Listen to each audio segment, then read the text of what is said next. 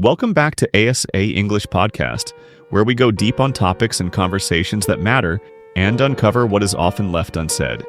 Today, we're going to discuss the silent battles of remote work. The things that don't often feature in those beautiful Instagram posts or how-to blogs. Joining me today is Scarlett Hope, seasoned remote worker, digital nomad.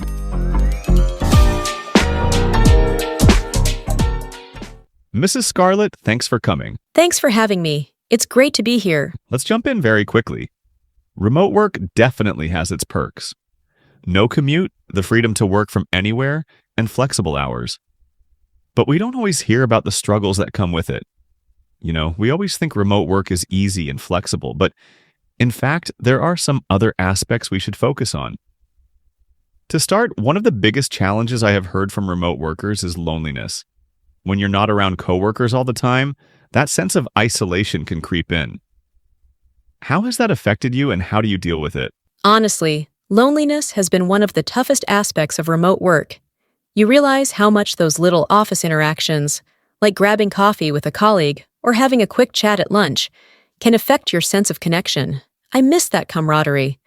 What's helped me is creating intentional ways to stay connected. I regularly schedule virtual coffee dates with friends or fellow remote workers. There are even co-working spaces in my area where I can work in person for a change, which has really helped me feel more connected to people. That is a fantastic idea. It is also easy to look at being a solo worker to mean you are an independent worker, but those small mundane interactions are lifeblood. That is correct. And you are welcome to your observation co-working stations can be lifesavers.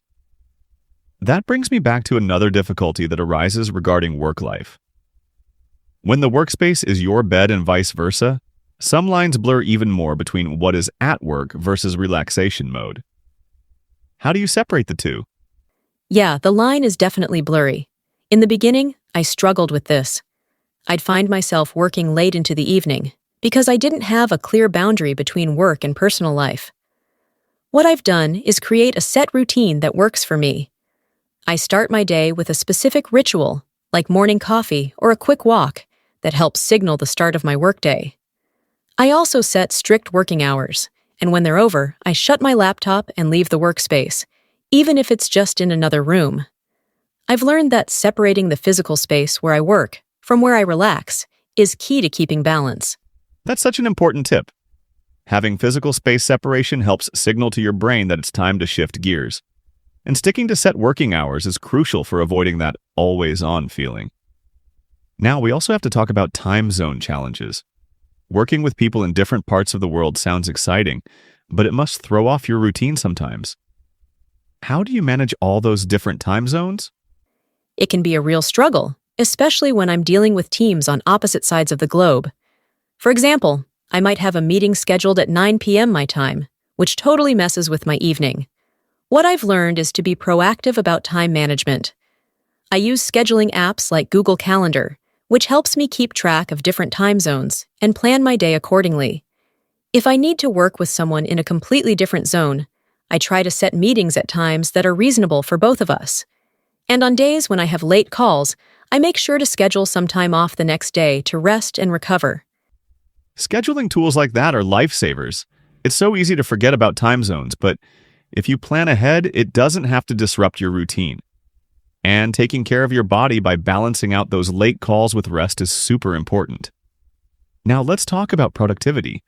With all the challenges, loneliness, work-life balance, time zones, how do you stay productive and motivated while working remotely? It's all about having a clear focus.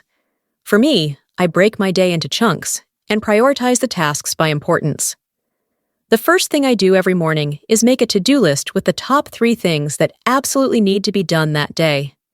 And to remind myself of what needs to be done and when, I use productivity apps like Trello to organize projects and deadlines. That helps me keep myself on top of everything instead of feeling overwhelmed. For instance, I am using the Pomodoro method, which means I work for 25 minutes straight and then take a 5-minute break. It's a small thing, but it really helps me stay energized. Those are great tips. I've heard a lot about the Pomodoro method. It's simple, really effective, and simple. Having a set structure, even if you're on your own, can make all the difference. And breaking down the tasks into smaller pieces keeps everything manageable. Now, before we close up, for someone just getting started with remote work, perhaps not knowing what challenges may lie ahead, what do you say to that person? My greatest tip will be to take it small and don't be too harsh on yourself. Remote work does not look quite as glamorous from where I stand, and yes, it presents its own difficulties. The isolation, the ambiguity of the working hours, and the struggle with motivation can also be quite tiresome, so one needs to have realistic expectations. Find your rhythm, make boundaries early on, and you are free to reach out when you need a little support. And most of all, watch your mental health. Remote work can be just too rewarding if taken with balance and a good system in place. Such great advice. I get caught up sometimes with the excitement of remote work, but like you said, there needs to be some balance between what is expected of you and what you need for yourself to keep this sustainable in the long run. Mrs. Scarlett, thanks so much for coming on today to share your experiences and insights with us. It's been an absolute pleasure to have you. It's been really great talking with you. Thanks for having me. Digital nomad. A person who works remotely and travels around the world, usually using digital technology. Example: many digital nomads enjoy the freedom of working from various countries while exploring new cultures. Camaraderie. A feeling of friendship and trust among people who spend a lot of time together. Example: the camaraderie between the team members made the workplace feel more like a family. Proactive. Taking initiative and acting before a problem occurs, rather than reacting after it has happened. Example: the proactive management of my time allows me to avoid last-minute stress and deadlines. Humdrum. Lack of excitement or interest, dull or repetitive. Example: he found the humdrum tasks of the office job tiresome and not interesting at all. Blurred. Not clear or distinct, sometimes used metaphorically to describe something that cannot be separated or defined. Example: the line between work and home life can get blurry when you work from your living room. Routine. A pattern of activities or actions that occur regularly, usually every day. Example: a morning routine helps one feel more focused and organized in relation to the rest of the day. Disrupt. To interrupt or cause a disturbance, especially to a usual or expected process. Example: that meeting time was really disruptive, as it completely threw off my schedule for the rest of the afternoon. Pomodoro method. A time management technique that involves working for 25 minutes and then taking a 5-minute break. Example: I use the Pomodoro method to stay focused and avoid burnout during long work sessions. Sustainable. Capable of being maintained over the long term without causing harm or exhaustion. Example: a sustainable work-life balance is key to avoiding burnout. Ambiguity. Lack of clarity or uncertainty, especially about meaning or rules.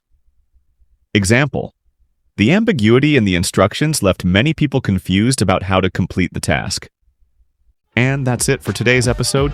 If you're working remotely or considering it, I hope this conversation gave you some helpful insights into the real challenges you might face and how to tackle them. Don't forget to subscribe, leave a review if you enjoyed this episode, and stay tuned for more conversations. Until next time, take care and keep thriving remotely.